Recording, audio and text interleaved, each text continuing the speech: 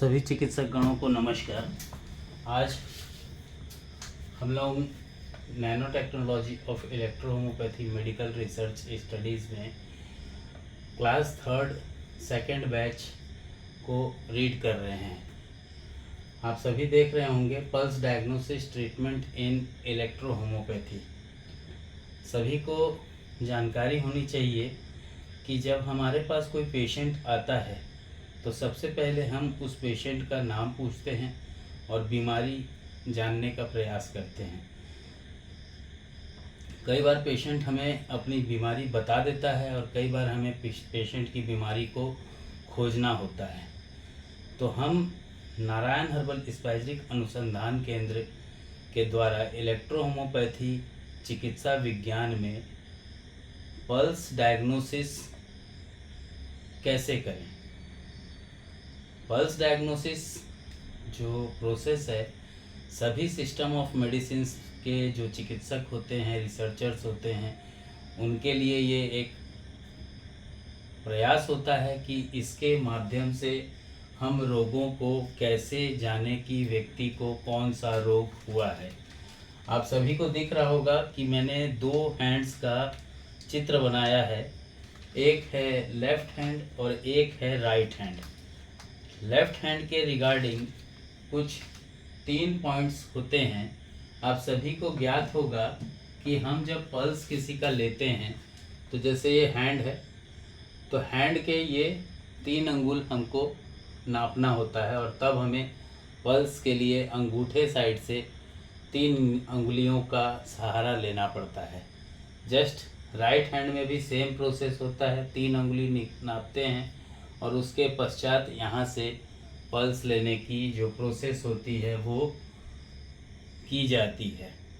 तो हम सभी चिकित्सक गणों को आज विशेष रूप से जानने का अवसर प्राप्त होगा इलेक्ट्रोहोम्योपैथी चिकित्सक और रिसर्चर्स किस प्रकार से जाने कि इलेक्ट्रोहोम्योपैथी चिकित्सा विज्ञान में पल्स डायग्नोसिस के द्वारा हम कैसे जाने कि कौन सा रोग उत्पन्न हो रहा है या हो चुका है। तो इसी कड़ी को ध्यान में रखते हुए एक ट्रेन जा रही है, थोड़ा सा खटखट आवाज़ आ रहा होगा, बट हमें आज pulse diagnosis treatment in electrohomoeopathy में लेफ्ट हैंड पल्स का महत्व और राइट हैंड पल्स का महत्व जानना जरूरी है। क्यों जरूरी है, ये चिकित्सक गणों की जो बुद्धि विवेक होती है वो तब काम आती है जब हमें उसका प्रोसेस कंसेप्ट मालूम हो।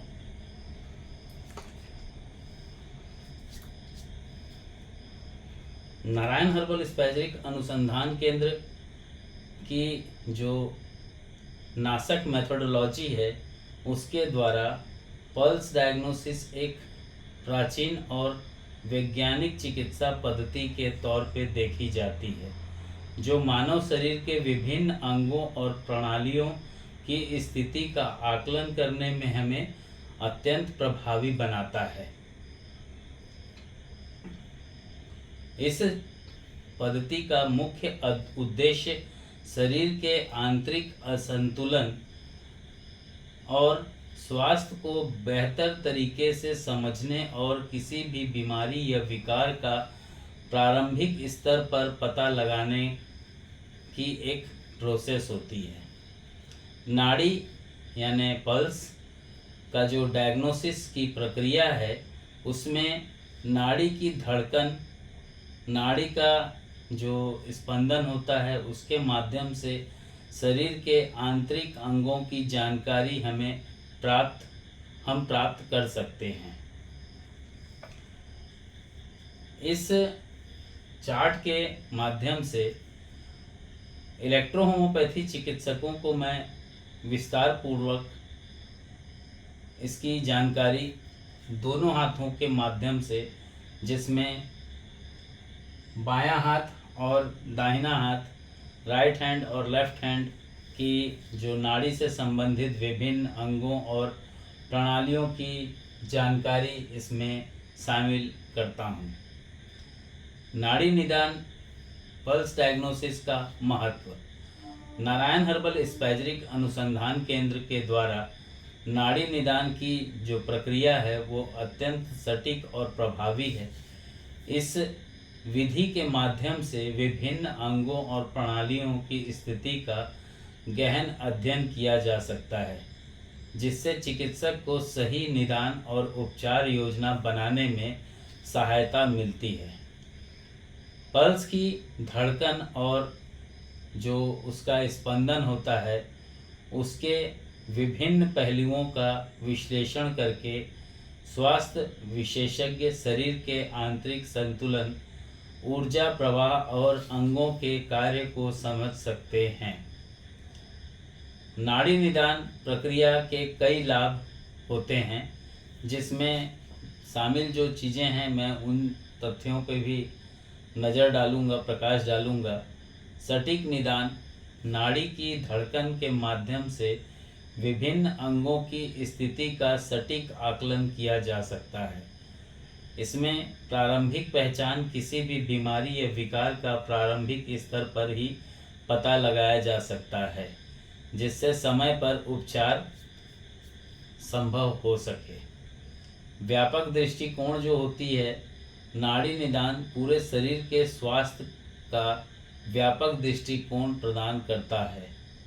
प्राकृतिक चिकित्सा यह विधि और बिना किसी साइड इफ़ेक्ट के चिकित्सा को प्रोत्साहित करती है।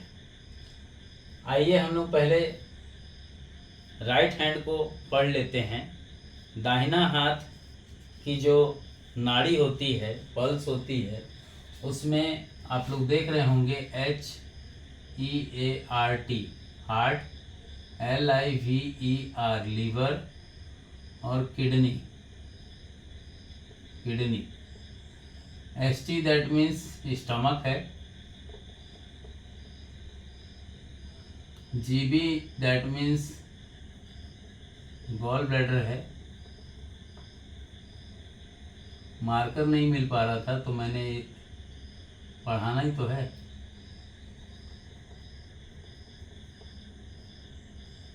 यूरिनरी ब्लैडर, ठीक है। और हार्ट हम लोग सभी जानते हैं, राइट हैंड है, 3 उंगली नापे, 3 फिंगर, उसके बाद जो गैप आती है तो ये पॉइंट्स हैं, 1 उंगली, 2 उंगली और 3 उंगली आपके स्पर्श होते हैं। और जब हम टच करते हैं तो टच करने के बाद हम लोग को दाहिने हाथ की नाड़ी का जो निदान करते समय हार्ट, लीवर और किडनी की स्थिति की जानकारी ली जा सकती है। इस पद्धति प्रक्रिया से नाड़ी एक विशिष्ट अंग और उससे संबंधित प्रणाली के बारे में जानकारी देती है। हार्ट से हमें क्या जानकारी मिलती है? हार्ट से हमें स्टमक, दाहिने हाथ की नाड़ी में हृदय की स्थिति को स्टमक से जोड़ा जाता है।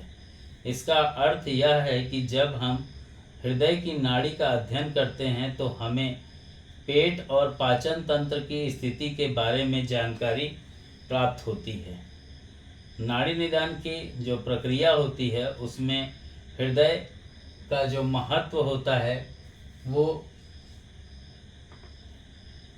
ST बिलोंगिंग स्टमक से होता है।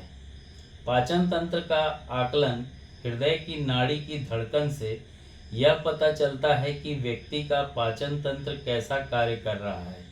यदि नाड़ी में कोई असामान्यता या अनियमितता है तो यह गैस्ट्रिक समस्याओं, अपच और अन्य पेट संबंधित विकारों की ओर संकेत कर सकता है। स्वास्थ्य हृदय की नाड़ी का अध्ययन करके यह समझा जा सकता है कि व्यक्ति के हृदय की स्थिति कैसी है। हृदय की नाड़ी में किसी भी प्रकार की असामान्यता हृदय रोग, अनियमितता, धड़कनों या अन्य कार्डिक समस्याओं की ओर संकेत कर सकती है। हृदय और पेट का गहरा संबंध होता है। हृदय की धड़कन शरीर के अंदर रक्त संचार को नियंत्रित करती है और इससे रक्त संचार का पाचन तंत्र पर सीधा प्रभाव पड़ता है। पेट की समस्याएं जैसे एसिडिटी, अपच और गैस्ट्राइटिस अक्सर हृदय की धड़कनों में बदलाव ला सकती है।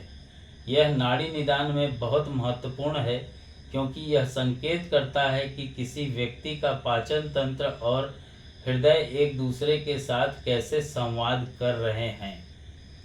ये इसलिए ज़रूरी है क्योंकि हम जब इलेक्ट्रोहोम्योपैथी की 38 रेमेडीज़ का यहाँ उल्लेख करते हैं तो कई लोग का कहना होता है कि सर A3 के साथ H10 क्यों डाला जा रहा है, F1 क्यों डाला जा रहा है, WE क्यों डाला जा रहा है, A2 क्यों डाला जा रहा है। तो इसका सीधा क्या प्रोसेस है आप समझ सकते हैं। A1 क्यों डाला जा रहा है, ये आपके राइट हैंड की belonging to heart to stomach की जानकारी हमें प्रदान करता है। ठीक, एक पॉइंट क्लियर हुआ। दूसरा पॉइंट पढ़ते हैं, लीवर। लीवर और गॉल ब्लैडर दाहिने हाथ की नाड़ी में यकृत की स्थिति को गॉल ब्लैडर से जोड़ा जाता है। इसका अर्थ यह है कि जब हम यकृत की नाड़ी का अध्ययन करते हैं तो यह हमें पित्ताशय की स्थिति के बारे में जानकारी देता है। नाड़ी निदान प्रक्रिया में लीवर और गॉल ब्लैडर का बहुत महत्व होता है। इन महत्व पॉइंट्स को ही समझना जरूरी है। पित्ताशय की कार्य क्षमता यकृत की नाड़ी, यकृत दैट मीन्स लीवर की जो पल्स की धड़कन से यह पता चलता है कि व्यक्ति का पित्ताशय कैसा कार्य कर रहा है। पित्ताशय में किसी प्रकार की गड़बड़ी जैसे पित्ताशय की पथरी या पित्त संबंधित विकार नाड़ी के माध्यम से पहचानी जा सकती है। लीवर का स्वास्थ्य शरीर के समग्र स्वास्थ्य के लिए अत्यंत महत्वपूर्ण है। यह नाड़ी अध्ययन यह दर्शाता है कि लीवर टॉक्सिफाइड पदार्थों को निष्कासित करने, पाचन में सहायता करने और अन्य महत्वपूर्ण कार्यों को कैसे निभा रहा है। लीवर और गॉल ब्लैडर का संबंध एक महत्वपूर्ण भूमिका निभाता है। लीवर पित्त का उत्पादन करता है जो पित्ताशय में संग्रहित होता है, स्टोर होता है। पश्चात पित्ताशय का कार्य पित्त को संचित करना और उसे पाचन प्रक्रिया के दौरान छोड़ा जाना। इसलिए यकृत और पित्ताशय की नाड़ी को समझकर हम यह जान सकते हैं कि पाचन प्रक्रिया कैसी चल रही है और कोई समस्या है या नहीं है। ठीक, सेकंड पॉइंट। थर्ड पॉइंट है आपका किडनी। गुर्दे बोला जाता है इसको, वृक्क भी बोलते हैं। तो गुर्दे, किडनी और यूरिनरी ब्लैडर। दाएं हाथ की नाड़ी में गुर्दे की स्थिति को यूरिनरी ब्लैडर से जोड़ा जाता है। इसका अर्थ यह है कि जब हम गुर्दा बोलना ठीक है, किडनी बोलना ठीक है, किडनी बोलते हैं। जब हम, इसका अर्थ ये होता है कि जब हम किडनी की नाड़ी पल्स का अध्ययन करते हैं तो हमें मूत्राशय और मूत्र प्रणाली की स्थिति के बारे में जानकारी देता है। नाड़ी निदान प्रक्रिया में किडनी और यूरिनरी ब्लैडर का महत्व भी आप लोगों को जानना जरूरी है। मूत्र प्रणाली की कार्य क्षमता किडनी की पल्स की धड़कन से यह पता चलता है कि व्यक्ति की मूत्र प्रणाली कैसे कार्य कर रही है। मूत्राशय और मूत्र प्रणाली में किसी भी प्रकार की गड़बड़ी जैसे मूत्र संक्रमण या गुर्दे की समस्या नाड़ी के माध्यम से पहचानी जा सकती है। किडनी स्वस्थ है या नहीं, उसकी पहचान किडनी शरीर से विषाक्त पदार्थ को निकालने में महत्वपूर्ण भूमिका निभाते हैं। किडनी की पल्स का अध्ययन करके यह जाना जा सकता है कि किडनी सही प्रकार से कार्य कर रहा है या नहीं। किडनी और मूत्राशय की नाड़ी का निदान मूत्र प्रणाली के समग्र स्वास्थ्य का आकलन करने में मदद करता है। किडनी रक्त को साफ करने और विषाक्त पदार्थों को निकालने का कार्य करते हैं। यदि किडनी की नाड़ी में कोई असामान्यता पाई जाती है तो यह संकेत करता है कि मूत्र प्रणाली में कोई समस्या हो सकती है, जैसे कि गुर्दे में पथरी, मूत्राशय संक्रमण या अन्य किडनी रिलेटेड डिजीज। बाएं हाथ की नाड़ी का निदान जरूरी है। दाहिने का हम लोग जान चुके हैं, तो बाएं का भी हम जान जाते हैं। Lungs, spleen. आप लोग कैंसर वाली बुक पढ़े होंगे तो आप लोग देखे होंगे कि मैंने ये 6 तथ्यों के माध्यम से 8 चीज़ों को एक्सप्लेन किया हुआ है।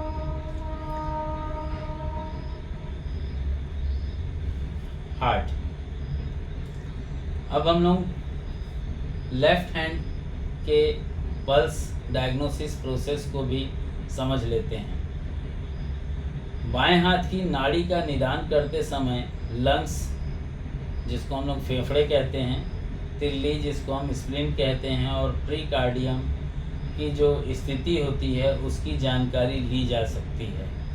इस प्रोसेस में हर नाड़ी की एक विशिष्ट अंग और उससे संबंधित प्रणाली के बारे में जानकारी देती है।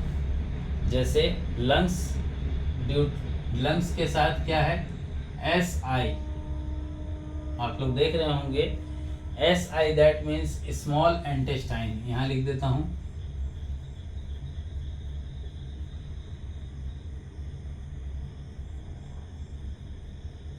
Intestine, small intestine. बाएं हाथ की नाड़ी में फेफड़ों की स्थिति को स्मॉल इंटेस्टाइन से जोड़ा जाता है।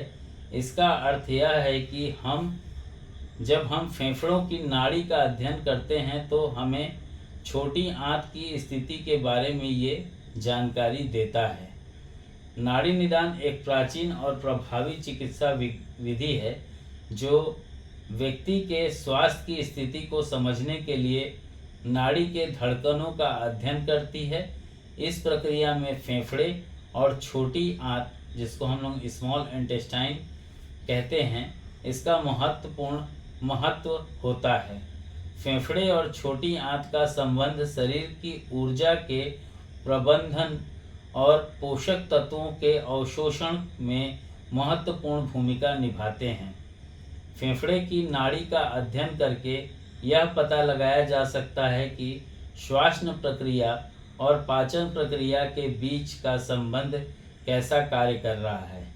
तो इन्हीं तथ्यों को हम लोग आइए जानते हैं विस्तार पूर्वक, और मैं समझाने का प्रयास करूंगा कि नाड़ी निदान प्रक्रिया में फेफड़े और स्मॉल इंटेस्टाइन का क्या महत्व होता है। फेफड़े की नाड़ी और छोटी आंत की जो कार्य क्षमता होती है, जो फेफड़ों की नाड़ी की धड़कन से यह पता चलता है कि व्यक्ति की छोटी आंत कैसा कार्य कर रही है। फेफड़े और छोटी आंत का संबंध यह दर्शाता है कि श्वसन और पाचन प्रणाली के बीच का संबंध कितना महत्वपूर्ण है। जब हम फेफड़ों की नाड़ी की जांच करते हैं तो हमें पाचन तंत्र में किसी भी प्रकार की गड़बड़ी जैसे अपच और आंतों की समस्या का पता चल जाता है, या यूं कहूँ पता चल सकता है। छोटी आंत पाचन तंत्र का एक महत्वपूर्ण हिस्सा होती है जहां भोजन के पोषक तत्वों का अवशोषण होता है। यदि छोटी आंत में किसी भी प्रकार की कोई समस्या होती है तो यह पोषक तत्वों के अवशोषण को प्रभावित कर सकता है, जिससे शरीर में कमजोरी और अन्य स्वास्थ्य समस्याएं उत्पन्न हो सकती है। फेफड़ों की नाड़ी का अध्ययन करके हम यह पता लगा सकते हैं कि छोटी आंत में कोई समस्या है या नहीं, और उसे समय रहते सुधार भी सकते हैं। फेफड़े स्वास्थ्य और नाड़ी निदान में जो महत्वपूर्ण भूमिका निभाते हैं, फेफड़े श्वसन प्रणाली का महत्वपूर्ण अंग है। फेफड़े की नाड़ी का अध्ययन करके यह जाना जा सकता है कि व्यक्ति के श्वसन क्रिया ठीक प्रकार से हो रहा है या नहीं। फेफड़े में किसी भी प्रकार की असामान्यता जैसे श्वसन संक्रमण या अन्य श्वसन संबंधित विकार नाड़ी के माध्यम से पहचानी जा सकती है। ये इतना आसान नहीं है, इसके लिए प्रैक्टिस करना होगा कि ज़्यादा स्पीड चल रहा है या स्लो चल रहा है। स्लो चल रहा है दैट मीन्स उससे रिलेटेड डिजीज़ स्लो वर्क में है, और अगर फास्ट चल रहा है तो फास्ट चल रहा है, इसका मतलब जो वर्क है वो तेज कर रहा है। श्वसन क्रिया के दौरान फेफड़े ऑक्सीजन को अवशोषित करते हैं और कार्बन डाइऑक्साइड को बाहर निकालते हैं। यदि फेफड़े में कोई समस्या होती है तो यह प्रक्रिया बाधित हो सकती है, जिससे व्यक्ति को सांस लेने में कठिनाई हो सकती है। नाड़ी के निदान के माध्यम से हम फेफड़ों की स्थिति का आकलन कर सकते हैं और उससे जो आवश्यक उपचार होता है वो भी कर सकते हैं। फेफड़े और छोटी आंत का जो संबंध होता है, फेफड़े और छोटी आंत का संबंध शरीर की ऊर्जा के प्रबंधन और पोषक तत्वों के अवशोषण में महत्वपूर्ण भूमिका निभाता है। श्वसन क्रिया के दौरान जब हम सांस लेते हैं तो ऑक्सीजन शरीर के विभिन्न हिस्सों में पहुंचती है और ऊर्जा का उत्पादन करती है। इसी प्रकार पाचन क्रिया के दौरान छोटी आंत भोजन के पोषक तत्वों को अवशोषित करती है और जो शरीर के लिए आवश्यक ऊर्जा होती है उसको प्रदान करती है। फेफड़ों की नाड़ी का अध्ययन करके हम यह भी पता लगा सकते हैं कि श्वसन क्रिया और पाचन क्रिया के बीच का संबंध कैसा कार्य कर रहा है। यदि किसी व्यक्ति की फेफड़ों की नाड़ी कमज़ोर या असामान्य है तो यह संकेत दे सकता है कि उसकी पाचन क्रिया भी सही तरीके से काम नहीं कर रही है। यह संबंध हमें शरीर के समग्र स्वास्थ्य स्थिति का आकलन करने में मदद करते हैं। नाड़ी की जो निदान प्रक्रिया का जो महत्व है, जो फेफड़े और छोटी आंत का अध्ययन करना इसलिए महत्वपूर्ण होता है क्योंकि हम शरीर की विभिन्न अंगों की जो कार्य क्षमता और उनके बीच के संबंधों का एक स्पष्ट चित्र प्रदान करता है। इस प्रक्रिया के माध्यम से हम शरीर की ऊर्जा, पोषक तत्वों के अवशोषण और श्वसन क्रिया की स्थिति का आकलन कर सकते हैं। फेफड़े और छोटी आंत की जो नाड़ी का अध्ययन करते हैं तो हम विभिन्न प्रकार की समस्याओं का शीघ्रता से पता लगा सकते हैं और उनका समय रहते उपचार कर सकते हैं। इससे न केवल व्यक्ति की वर्तमान स्थिति सुधार होता है, बल्कि भविष्य में भी संभावित स्वास्थ्य समस्याओं को भी रोका जा सकता है।